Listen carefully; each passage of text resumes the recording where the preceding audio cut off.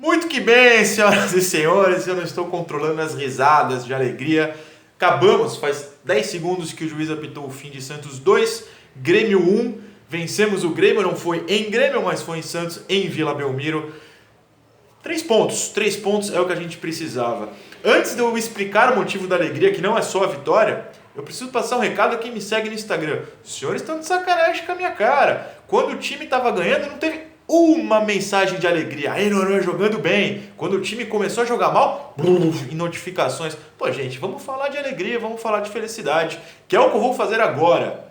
É o dia mais feliz da minha vida. É o dia mais feliz da minha vida. Isso que eu acordei 3h30 da tarde e já é o dia mais feliz da minha vida às 6 da tarde e noite. Por quê? Porque tudo que eu penso de futebol foi provado na vitória do Santos sobre o Grêmio por 2-1. Vamos jogador a jogador? Eu vou mudar a análise hoje. Eu vou começar com jogador a jogador e ir explicando taticamente e todos os detalhes do jogo por jogador a jogador. Pois bem, quem é o primeiro jogador que eu vou citar? O melhor em campo. O homem que é um zagueiro espetacular e que nos deu a vitória hoje. Ele, David Braz. Bato palmas, só não bato de pé porque eu vou sair da câmera, mas bato palmas semi de pé para a atuação espetacular de David Braz. Tudo que eu sempre falei dele, ele fez hoje, provando que é horroroso. Um pênalti numa bola quase morta, em que o Marinho já tinha deixado a bola escapar e ia sair. Pênalti claro, que o VAR deu. Né? Olha o VAR aí, o VAR deu. Né? Pênalti claro, absurdo, pênalti de quem não sabe jogar bola, um pênalti ridículo, carrinho na pequena área em alguém de costas, craque David Braz. Outro lance, para minha alegria, eu abomino um tipo de falta, que é a falta na lateral. Se o cara tá de costas na lateral da sua defesa, deixa o cara de costas, tenta roubar a bola. Não, nos acréscimos, com o time dele perdendo, ele vai lá e dá uma pancada no Marinho, toma o segundo amarelo, toma o vermelho, me faz sorrir de orelha a orelha e gravar esse vídeo felizão. Muito que bem, David Braz, craque de bola, provando, graças a Deus, que a sua saída do Santos foi a melhor coisa da história desse clube, se bobear. Ainda mais que foi uma troca com o Marinho, que fez os 2 gols de hoje. Aliás, eu vou sair da tela um segundo, porque eu gravo sem editar, eu esqueci de uma coisa, peraí. Voltei. Eu esqueci porque eu ia fazer uma homenagem. Ele tomou 2 gols nossos hoje, fez uma grande defesa inclusive, mas para quem acha que eu não gosto do Vanderlei, eu tenho uma caneca do Vanderlei e hoje a gente enfrentou o cara hoje. Fica minhas homenagens a um dos 2 maiores goleiros que eu vi jogar a camisa do Santos, para mim ele e o Rafael, o Fábio Costa em terceiro. Queria homenagear o Vandeco, sempre gostei, minha homenagem ao David Braz já está feita. Craque, obrigado por ter nos dado a vitória hoje. A melhor atuação de David Braz com a camisa do Santos. Claro, usando uma outra camisa, porque ele é muito ruim. Pois bem, então jogador a jogador, eu abro meu caderninho de anotações, porque nele tem coisas muito importantes. Vamos começar pelo goleiro. 2 detalhes, a gente pode começar com o final do jogo, em que o João Paulo fez uma espetacular defesa. Eu até brinquei no Twitter que o placar Vladimir seria 2-2, porque a espetacular defesa do João Paulo no último lance nos salvou. E, para quem assistiu desde o começo, é importante lembrar uma defesa no primeiro tempo, que ele pega no canto e espalma para a lateral, a bola sai para a lateral. Por que eu quero citar essa defesa? Porque além de muito boa, obviamente, o Casagrande na transmissão falou algo que eu costumo falar aqui. Ele não espalmou para frente, ele não espalmou com a bola em campo, ele só dava para a lateral, força na bola e a bola saiu pela lateral. Não deu a menor chance de rebote. O Casagrande falou isso na transmissão e eu até recebi algumas mensagens no Twitter. Pô, lembrei do canal. E eu fiquei muito feliz, porque é isso. É uma defesa inteligente, é uma defesa boa e inteligente. Tirou a bola de qualquer oportunidade do ataque do Grêmio. Ótima partida do João Paulo. A defesa no final veio para coroar. E aí a gente avança um pouquinho para a zaga, agora falando sério dos nossos zagueiros, que graças a Deus são os nossos zagueiros e não o Brás. Às vezes eu fico triste, porque eu elogio muitos jogadores aqui. Eu sou muito fã do Marinho, muito fã do Soteldo, muito fã do Caio Jorge, muito fã do Pituca. Sempre defendi o Felipe Jonathan aqui, que sempre foi bastante contestado e graças a Deus no momento não é. E o Lucas Veríssimo é um desses caras. Eu sempre falei que pra mim o Lucas Veríssimo é o melhor jogador do Santos, mesmo nessa fase espetacular do Marinho. Você bota os 2 ali juntos e tá tudo bem. E o Lucas Veríssimo hoje, muita gente pensou que talvez ele fizesse, entre muitas aspas, corpo mole, ou que jogasse desmotivado por não ter sido vendido. E aí ele vem e de novo, com todo respeito ao Mário, que eu adoro, foi o melhor em campo, o Lucas Veríssimo. Teve um lance no primeiro tempo que é simbólico do que é Lucas Veríssimo. Ele desarma um cara, a bola escapa na dividida, ele desarma outro cara, ele sai conduzindo a bola, ele acerta o passe, ele entra na área, dá o passe em profundidade para o Arthur Gomes, que aí não saiu o gol por um acaso, mas o Lucas desarmou e criou toda a jogada. No segundo tempo, as antecipações do Lucas Veríssimo foram espetaculares em bolas cruzadas na área, nem digo só pelo alto, por baixo mesmo. A antecipação do Lucas Veríssimo é um nível absurdo. Diversos desarmes, que atuação espetacular. Claro, os melhores momentos vão mostrar os lances de ataque dos dois times, né? E às vezes, no caso do Grêmio, vai mostrar os chutes que o João Paulo pegou, um chute para fora, mas não vai mostrar as defesas do Lucas Veríssimo, porque ele as defesas, né, os lances defensivos, porque ele impede que seja um melhor momento, ele torna um grande momento para ele. A atuação do Lucas Veríssimo foi 10. Não tem um erro do Lucas Veríssimo hoje que se possa comentar. E por que eu falei disso, de que às vezes eu elogio o jogador? Porque às vezes o pessoal foca nos que eu falo, que eu critico e tal. Cara, eu valorizo mais de metade do time titular, eu acabei de citar aqui. Valorizem o Lucas Veríssimo também. Uma vez eu recebi, faz 2 semanas mais ou menos, uma mensagem. Eu não entendo porque você fala bem do Lucas Veríssimo. Eu espero que tenha assistido esse jogo de hoje. Me marcou essa mensagem, porque eu fiquei... O cara é um craque. E hoje foi mais do que craque. Uma atuação espetacular de Lucas Veríssimo. E para ficar na zaga, o Luan Pérez também foi muito bem. Inclusive, eu vou elogiar um lance ofensivo. Os elogios defensivos são só um pouco menores do que o Lucas Veríssimo, porque o Lucas foi o 10.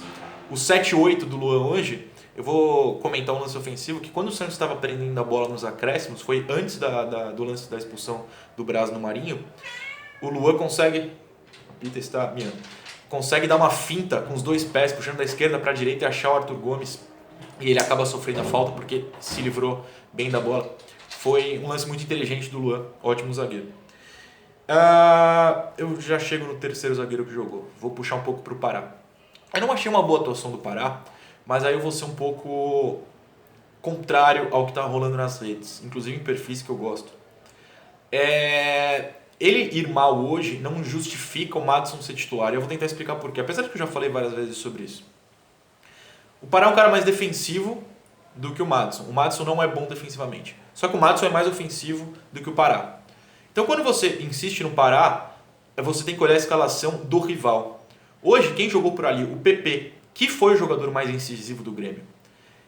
Entendeu? Então você bota o Pará ali, porque o Madison não é um jogador defensivo. O Madison é um jogador extremamente ofensivo. Tanto que entrou no segundo tempo, já aproveitando para falar dele, como um ponta, né? Não como um lateral. Tanto que o Pará seguiu em campo. Quem saiu foi o Jean Mota. Então é justificado. Eu entendo que muita gente, não gosta do Pará, o Madison faz os gols. Futebol não é só isso. Você gostar e o cara fazer um gol. É posicionamento em campo, é capacidade defensiva. É justificado, inclusive, como já falei várias vezes aqui, os dois jogarem juntos é justificado, rolar um revezamento é explicável, até facilmente, o Pará ser titular num jogo desse e não o Madison. Isso quer dizer que eu não gosto do Madison? Longe disso, adoro o Madison, inclusive entrou bem ofensivamente, quase fez um gol numa jogada no Marinho. Mas dá para entender, a gente não pode só, eu não gosto, não pode ser ele. Dá para entender a escolha do técnico. Eu não entendo todas as escolhas do técnico, inclusive já vou chegar nisso daqui a pouco, mas essa eu entendo. Felipe Jonathan uma partida sólida, o Grêmio não criou grandes jogadas nas costas dele, o que para mim é uma evolução notória, a gente pode parar por aí. Não teve grande participação ofensiva, inclusive o Jean Mota participou mais pela esquerda do que ele, mas que grande erro do Felipe Jonathan, que era o que a gente apontava há algum tempo, aconteceu? Nenhum, por isso que eu sigo defendendo o nosso menino. Estou olhando aqui minhas anotações para não esquecer tudo. Então vamos pro Laércio.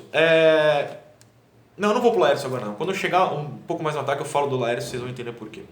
Então como eu falei da linha defensiva, vamos avançar um pouco. E a gente avança para juntos novamente, Jobson e Pituca. Por quê?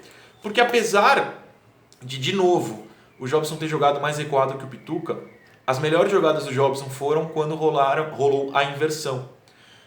O Jobson, eu anotei os lances aqui. Quando ele toma o cartão dele, ele tomou um cartão por uma falta no primeiro tempo, ele levanta o pé e pega no peito, acho que do Robinho deles, talvez, não sei. É um lance na defesa. E o Jobson não é bom defensivamente, apesar de ter tido bons desarmes. Só que aí eu anotei os bons desarmes. Os desarmes vieram lá na frente, quando ele foi marcar junto à pressão, quando ele subiu para marcar no lugar do Pituca e deixou o Pituca atrás. E aí ele fez bons desarmes. No segundo tempo, por exemplo, teve um chute acho que do Isaac, mas não importa, joguei do Grêmio que foi pro alto, a bola foi isolada. E essa jogada do Grêmio começa na ponta esquerda do ataque do Grêmio, quando o Jobson caminha devagar com a bola até a linha lateral e tenta um passe por baixo e dá no pé do cara do Grêmio, que joga rapidamente pro meio e eles desperdiçam a chance. Ou seja, lá atrás ele erra, lá na frente, anotei, desarmes bons, o lance do pênalti, quem lança é ele. Teve mais um lance, não acho que foi o chute do Caio Jorge que o Vanderlei pega, talvez. Se não foi um outro, que ele começa a jogada dando passe rasteiro. O Jobson acha as jogadas lá na frente. Acho, inclusive, teve uma jogada no segundo tempo do Mário pela esquerda, que ele é o Jobson que inverte o passe, vai caminhando na meia-lua e dá o passe na ponta esquerda.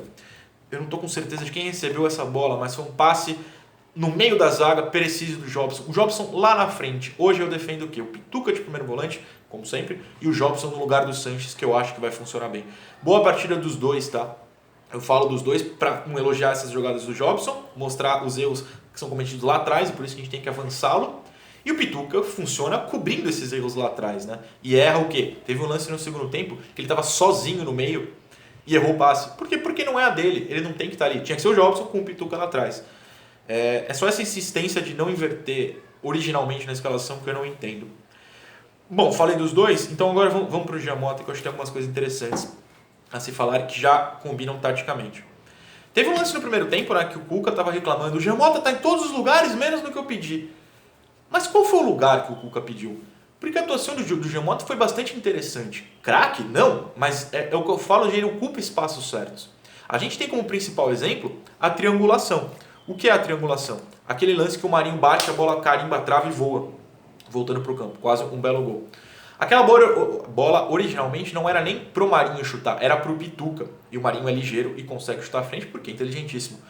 E por que é importante citar que era pro Pituca? Porque quando você pegar o lance, pega desde o começo, o replay da Globo mostrou de trás do gol o replay. Quando o Arthur Gomes vem vindo, conduzindo a bola, o Jean contorna o Arthur pelas costas e sai livre na ponta. É algo que o Felipe Jonathan não fez hoje, é algo que o próprio Arthur e o Soteldo não têm feito. Contorna o ponta e sai livre lá na ponta esquerda. Ele vai até a linha de fundo e vê o Pituca entrando. Ele vê o Pituca entrando e dá para trás.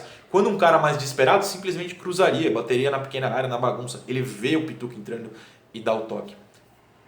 É a jogada que eu mais amo, né? A triangulação. 2, a leitura de estar no lugar certo do Jean Mota. Elogios, de verdade. Não vou criticar o Jean Mota. Com a bola, ele tem sérias dificuldades, mas quando é 1, 2 toques, estar no lugar certo, ele funciona. E o banco isso desde o ano passado, então você não é nem que você está elogiando o Jean Mota. Estou falando o que eu sempre falei dele. E por que eu falei do Laércio? Porque o Jean Mota sai para a entrada do Madison, né? Eu anotei os minutos aqui. Aos 20 minutos do segundo tempo, o Santos recuou, estava 1-0 aí. O Santos recuou, parou de jogar no ataque. Aos 27, o Diego Souza faz o gol. Eu tenho traumas com o gol do Diego Souza na Vila desde 2007, né? Pelo Grêmio ainda, meu Deus do céu. Eu estava atrás daquele gol do Fábio Costa. Aos 27 o Grêmio empatou. E aos 29 foi feita a primeira mudança, que foi a entrada do Madison no lugar do Jean Mota. A essa altura o Grêmio tinha feito, eu acho que 4 mudanças, talvez fossem 3, mas 3 ou 4, são muitas, e o Santos 0. O Santos parou de jogar, recuou e não mudava, mesmo reclamando constantemente de que o elenco está cansado. Eu não consigo entender essa opção do Cuca. O Cuca errou. O recuo existiu e o Santos tomou um gol. E aí ele tentou sair desesperado para a correção. A primeira foi a entrada do Madison. E eu não entendi a entrada do Madison, não pelo Madison. O Madison entrar ali na ponta, por mim, show.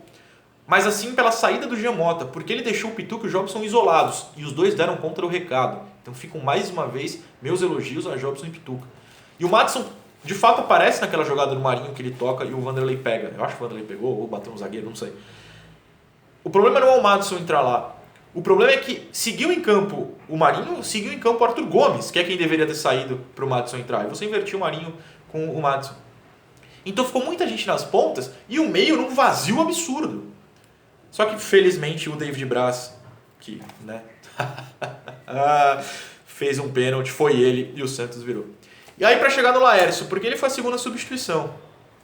E quando ele entra e sai o Felipe Jonathan, já está 2-1 e o Santos assume o recuo de novo. Porque ele libera o Luan para a lateral esquerda, e o Luan é, claro, um lateral defensivo. Então ele fica com 2 laterais defensivos, o Pará e o Luan, e o Laércio, que é destro, ao lado do Lucas Veríssimo, que também é destro. Ou seja, aquela história, 2 canhotos, mais 2 destros, pode? Mas o que me preocupou na estreia do Laércio não é o próprio Laércio, coitado, mal teve tempo. Já falei, inclusive, no vídeo de contratação, elogiei o Laércio. Quem quiser assistir, não assistiu, por favor. Mas sim essa incoerência dos 2 destros, tudo bem, e do Laércio, que acabou de chegar, já pular na frente de todo mundo da base. Eu sou um defensor da base aqui. Para mim, o Lucas não pode jogar os 2 minutos mais 7 de acréscimo que acabaram sendo dados pelo juiz. Tem que jogar mais do que isso. O Wagner Leonardo e o Alex, canhotos, e o Laércio entrou na esquerda, estavam bem. Já vão perder a oportunidade, vão perder lugar na fila. Isso me preocupa. Os meninos têm que jogar. Este canal, minha pessoa, vai continuar defendendo o uso da base. Eu preciso deixar isso claro. Para mim, tem de jogar a base. E o Cuca, de novo, afundou a base no banco, o que é inexplicável. E aí a gente volta para o meio, porque para corrigir um buraco no meio, entrou o Lucas Lourenço, aos 43 do segundo tempo. Na primeira jogada, ele já foi à linha de fundo e deu um tapa pro Marinho, que infelizmente não estava na posição de chute. Mas já foi na linha de fundo, já buscou o jogo, já controlou melhor o meio. Eu não entendo porque o Lucas não tem tempo de campo. O Lucas precisa jogar. Essa é a minha análise. Eu tô feliz, tô alegre, o David Braz nos deu a vitória, graças a Deus. Mas eu não entendo porque que o Lucas não pode jogar mais do que 2 minutos e os acréscimos. Eu não consigo entender. E foram só essas substituições. Falta um jogador que é o Caio Jorge. Que atuação de KJ. Me arrisco a dizer que talvez a melhor dele. Noronha não fez gol. Você protege. Protejo porque tem 18 anos, sou um defensor da base e ele faz as coisas certas. A jogada em que ele chuta a meia altura e o Vanderlei pega, o chute não foi lá grandes coisas, de fato. Mas pega a jogada desde o começo no replay. É ele que rouba, ele que dá o passe, ele que abre o espaço para o meio da zaga do Grêmio ficar vazio. Quando a bola vai para o Luan e o Luan dá o passe que acaba desviado e para no Caio, o Caio ocupou esse espaço que está vazio. O Caio sai, a zaga abre para marcar Marinho e Jamota e Arthur Gomes e o meio fica vazio. O Caio vem e a bola sobra onde? No meio vazio. Ele conduz, bate.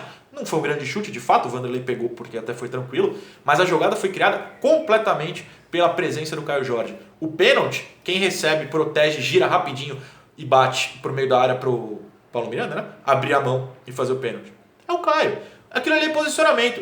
O lançamento do Jobson, ele abre, ele não tenta dominar e ficar de costas. Não, ele, tô na posição, dá no meio. Pênalti. Adorei a atuação de KJ, nosso Backstreet Boy da Vila.